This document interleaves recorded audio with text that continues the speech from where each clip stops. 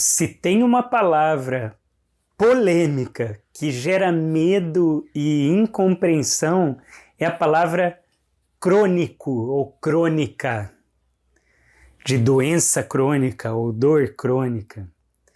As pessoas ficam se perguntando, pô, se eu tenho uma doença crônica, isso quer dizer que nunca mais vai ter cura? Que eu nunca mais vou ficar bem?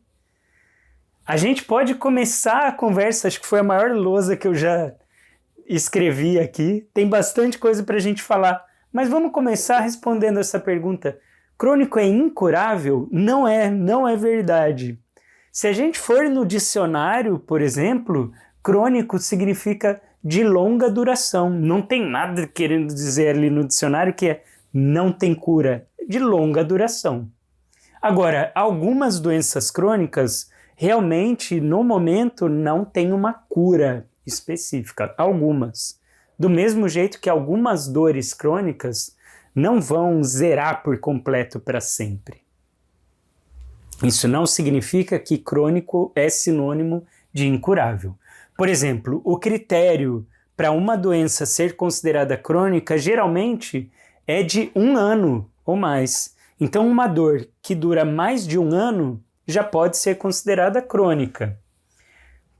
Quando a gente fala de dor, o critério pode ser de 3 a 6 meses. Então, tem algumas pesquisas que falam uma dor de mais de 3 meses. Algumas pesquisas falam uma dor de mais de 6 meses.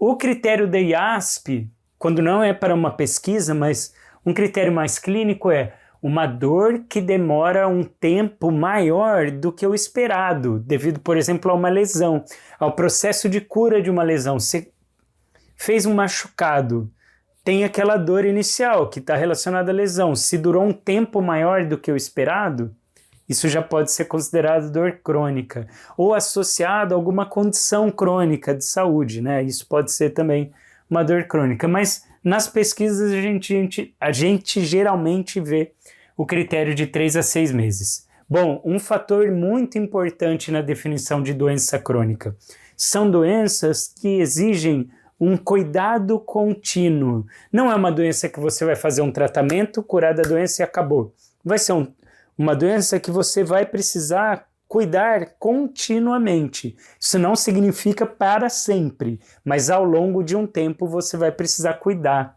desses sintomas. E ela gera certas limitações na vida. Aqui na definição eles põem e ou. Então é cuidado contínuo e ou limitações diárias.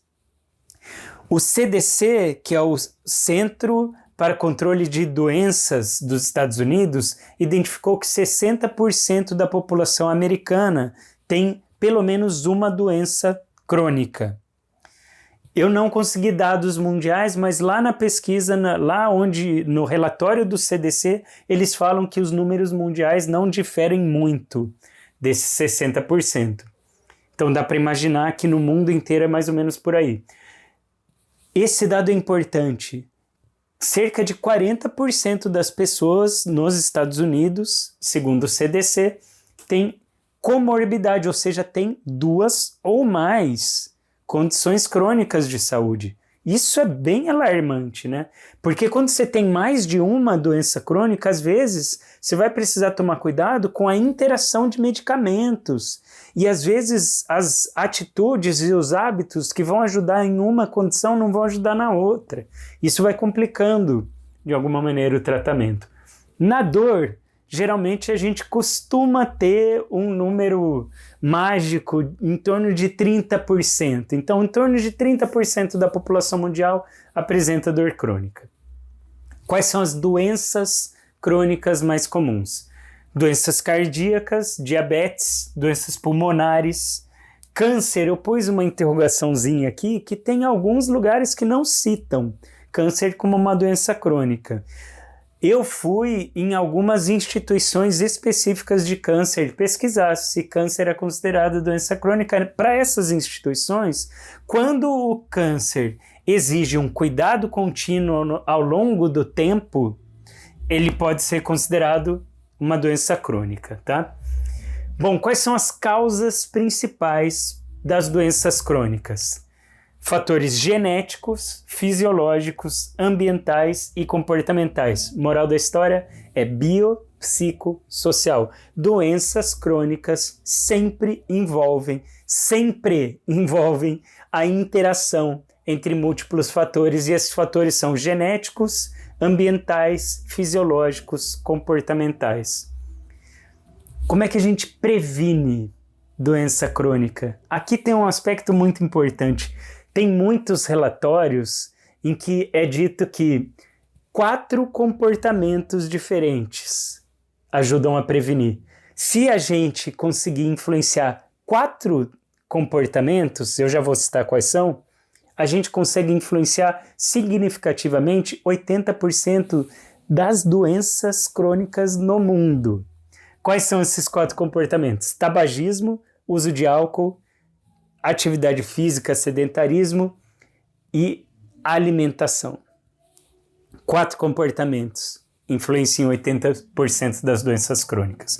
Doenças crônicas, se não cuidadas, podem gerar um alto nível de incapacidade. É algo muito, muito, muito importante para a gente cuidar no mundo inteiro. As pessoas, em geral, devem ter as suas doenças crônicas cuidadas o máximo possível. O que é o cuidado com doença crônica? É ter o objetivo de aumentar a qualidade de vida dessas pessoas e atingir uma certa estabilidade dos sintomas. A gente já falou que são doenças de longa duração, então não vai ter aquele foco específico na cura, como a gente tem numa doença aguda, do tipo, vamos eliminar essa doença. Como são doenças de longa duração, por mais que haja uma cura lá na frente, ao longo desse tempo, que é uma longa duração, de 1 ano ou mais, vai ser muito importante ajudar a pessoa a ter um aumento na sua qualidade de vida. Esses 4 comportamentos aqui podem ajudar muito, muito, muito, né? Bom, um problemaço que a gente tem em relação às doenças crônicas e dores crônicas. Tudo que eu estou falando aqui serve de alguma maneira para dores crônicas e doenças crônicas, né? As orientações conflitantes são muito comuns e não deveriam ser.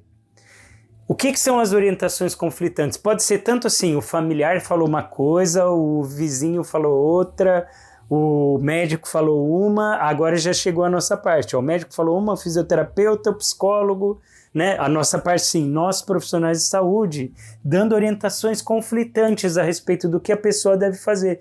Porque cada um tem uma formação diferente, cada um aprendeu um modelo de saúde diferente, cada um aprendeu recursos diferentes. E às vezes vai falar, não, isso aqui é cirúrgico, não é cirúrgico, isso aqui tem que fazer exercício. Não, não pode fazer exercício físico, tem que ser repouso. O paciente fica confuso. E às vezes uma medicação que toma porque foi em determinado médico vai interagir com uma outra que tomou porque foi num outro médico. E a gente já viu que tem um alto índice de comorbidade, 40% de comorbidade, então isso acaba virando um grande problema. Eu acho que esse é o ponto mais importante desse vídeo aqui. A gente precisa aprender a conversar a respeito de doença crônica e dor crônica para que a gente tenha caminhos, de alguma maneira, identificados como os melhores caminhos possíveis e que a gente tenha algum consenso. A gente não precisa concordar com tudo, mas algum consenso possível a respeito de como se cuida de pessoas com doenças crônicas. Última coisa então, além da gente ter um certo consenso entre profissionais de áreas diferentes, é muito importante, é essencial que a gente desenvolva projetos terapêuticos individuais, levando em conta a história de vida do sujeito, o contexto de vida atual da pessoa, a prontidão para a mudança. Eu já falei isso em vários vídeos aqui. Estágio de prontidão para mudança, quão pronto está o seu paciente para fazer mudanças importantes aqui, ó, nesses comportamentos que podem ajudar muito a pessoa a ter mais qualidade de vida. A gente ainda vai falar muito sobre esse assunto, tem várias coisas para a gente discutir. Esse foi um apanhado geral, por isso que a lousa ficou desse tamanho, e em breve a gente volta com mais discussões sobre doenças, dores crônicas, agudas, saúde, qualidade de vida, cuidado. A gente volta logo mais. Um abraço para todos vocês.